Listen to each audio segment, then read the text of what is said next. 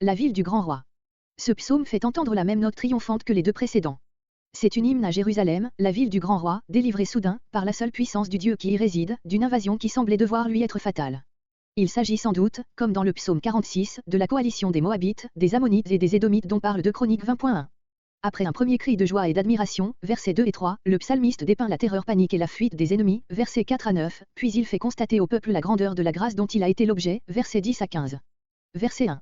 Cantique, Hébreu Shir, psaume, Hébreu Mizmor, voir l'introduction. Verset 2. Versets 2 et 3. Quel Dieu que le nôtre et quelle ville que la sienne. En la cité. L'Éternel est grand partout, mais c'est en Sion que sa grandeur se révèle avec le plus d'éclat. Verset 3. Belle est la montagne. Sion apparaît glorifiée aux yeux du psalmiste, à cause de la présence de Dieu, qui en fait sa résidence. C'est aussi là ce qui fait d'elle la joie, non d'Israël seulement, mais de toute la terre. À l'horizon, au septentrion. Cette indication, qui étonne le lecteur, devient compréhensible, si l'on se représente la contrée de Tekoa, où les trois armées coalisées contre Japheth s'exterminèrent mutuellement. Cette contrée est située à 20 km au sud de Jérusalem.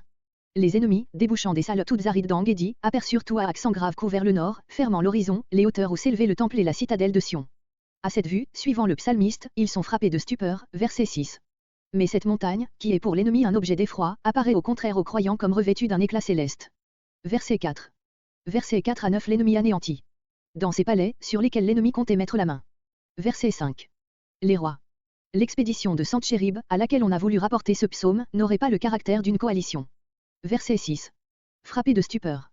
Le récit de Chroniques 20.1 n'indique pas le moyen dont Dieu se servit pour jeter la confusion dans les armées coalisées. On peut supposer un dissentiment qui se produisit entre elles par l'intervention divine. Verset 8. Les navires de Tarsi. Ce trait nous transporte aussi au temps de Japheth, dont la flotte fut détruite à Etzion-Géber, un roi à 22.49. Le poète compare les armées désorganisées aux navires brisés par la violence du vent d'Orient.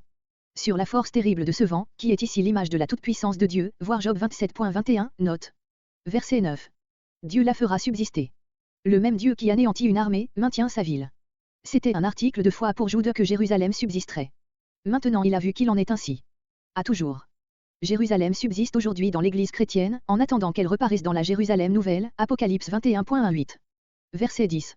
Verset 10 à 15 Joie du peuple de Dieu. Au milieu de ton temple.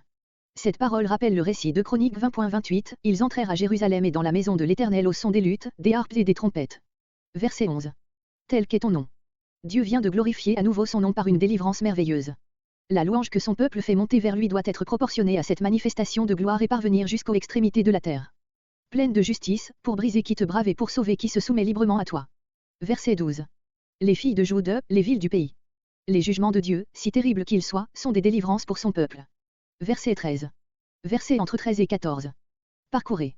Le peuple, si fort effrayé peu de jours auparavant, 2 Chroniques 20.3, est invité à sortir de ses retraites pour considérer l'enceinte de la ville, qui n'a pas changé, ses tours intactes, son rempart sans brèche, ses palais, qui n'ont souffert aucun dommage.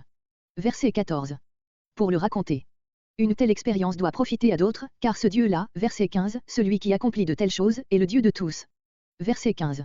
Il nous fera surmonter la mort. On a mis en doute l'authenticité de ces derniers mots, qui se comprendraient comme un élan de foi pareil à ceux de Psaume 16.10, Psaume 17.15, Psaume 49.16, si le psalmiste parlait en son propre nom, mais qu'il est plus difficile de mettre dans la bouche d'un peuple entier. Il faut, dans ce cas, leur donner le sens suivant, il nous fera surmonter tous les dangers de mort qui pourront encore survenir. La traduction littérale est « il nous accompagnera sur, ou par-dessus, la mort ».